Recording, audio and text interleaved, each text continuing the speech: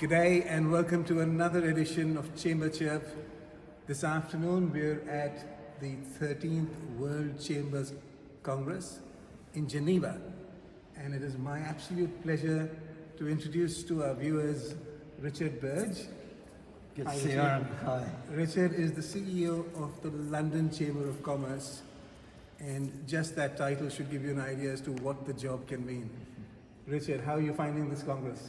Well, I'm finding it great, and I think it's important to be here because it's about meeting your chums and your mates, isn't it? I mean, in the end, chambers work because we're all independent, we're of our place, we're very granular, but we also work because we're this global network. There is nothing like the network of chambers, and you only preserve that by meeting people who are doing exactly the same as you on the other side of the earth.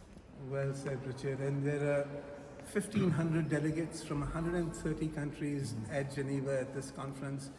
But Richard, tell me, what is the one single thing that gives you great joy in your job? I think it's meeting and learning about people's businesses. I do actually get a lot of pleasure by just sitting and listening to entrepreneurs or very experienced business people, people running massive businesses, people who run one, a corner shop, and just listening about their joy and their optimism for life. I mean, it's very interesting. We're often asked on the TV, aren't we, where, is business optimistic? And I always say, of course it's optimistic. You don't go into business unless you are a completely irrational optimist. So for me, that's the great pleasure, is meeting these people. Listening, that's a really key message, and then trying to feed back and do what our customers want. What about your challenges in today's economy, in today's business environment, the global environment? There are lots of challenges. What would you think is the greatest challenge for you? I think there's a number of challenges at the moment. Specifically, we have some special ones in Britain. We left the European Union, which was an act of basically crass stupidity, which we will come to regret, but it's happened. We have to learn to live with it.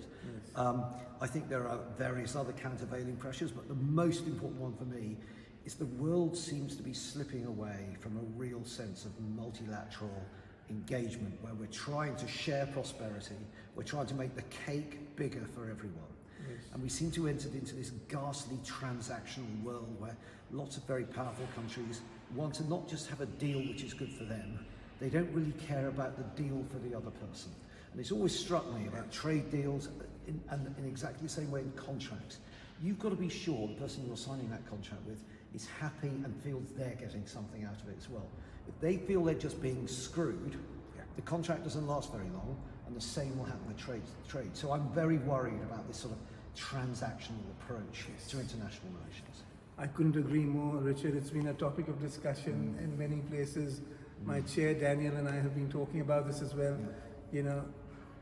Transactional works only for one party, and it works for a very short time. So it's the relationship building, it's the sharing, it's making sure that both walk away happy, and it's so important in multilateralism. Thank you so much for your time and for those key messages. Thanks a lot, Daniel.